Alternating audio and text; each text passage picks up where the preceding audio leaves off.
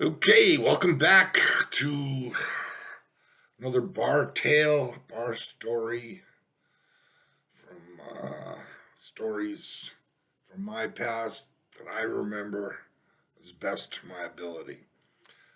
This is Agent J. Gatsby. So, here we go.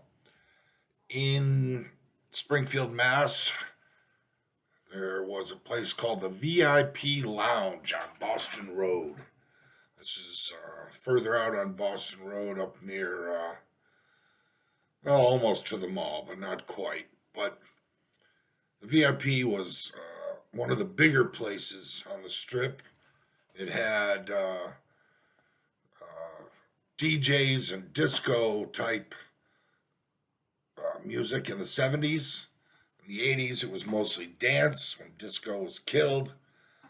And they also did live music. They had a stage, they had bouncers, they had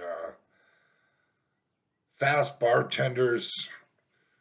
A guy named Nish was a legend there. One of the fastest bartenders I ever saw. Probably one of the top five. Number two being a guy named Kevin at Club Oasis in Naples, Florida. Number three being me. Number four would be probably Ralphie down at Theodore's back in the day. Um,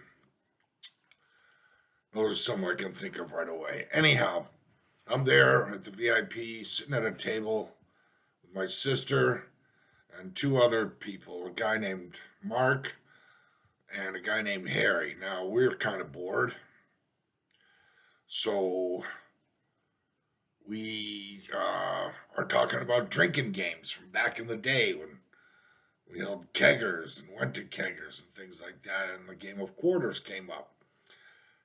Harry had never played quarters, so we decided to introduce him to the game and got a proper size glass, shorter rocks glass, for bouncing the quarter into the glass. The person who bounces a quarter in would point with an elbow, usually in our area, to who would have to drink the beer. 5 ounces of beer, 6 ounces of beer, maybe. I don't know. Um, it was a game that was played pretty frequently at keg parties. So we start the game, we get it going, and I can't remember who chose Harry. Um Harry had never played before, so we explained as much as we could. My sister and I had more of a diverse background and knew all the rules. We held our own keggers and had been to many keggers. So Harry's turn to drink comes. Harry pours it back. We neglected to tell Harry to be careful about the quarter. Harry poured the whole thing down his throat and starts making a face that he's choking on the quarter. This wasn't funny then, it's kind of funny now. So this is when the Heimlich maneuver had just come out and they were doing all the ads, and I know exactly what to do. So I jump up to come around the table. He's sitting across from me. And as I jump up to come across the table, Harry jumps up and bolts while he's choking. He cuts through the lounge area, cuts through the dance floor. I'm chasing after him. I can't catch him. He gets to the entrance area, runs out the front door. I get there, I don't know, literally seconds behind him. As I come around the corner of the front door, I'm looked left, I looked right. There's Harry, hands up against the wall, puking his guts out all over the pavement in front of the front door. The bouncers looking at him. Big mess. Big puddle of vomit. Well, I was happy Harry was okay.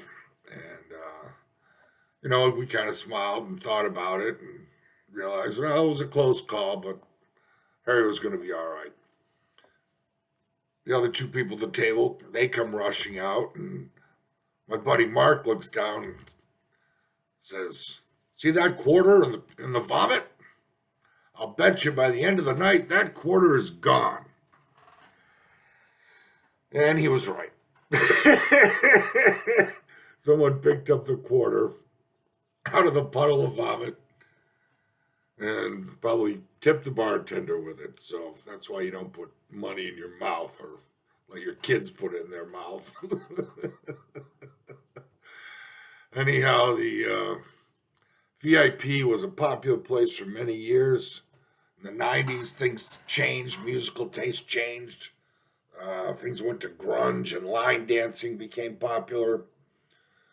VIP, I don't think it changed ownership, but they changed the name to Bob's Country Bunker or some name. Not that, that's from the Blues Brothers, but. And I really didn't go there much after that. And I don't know. Just another tale from some crazy years back in the day. So this is Agent J Gatsby checking out.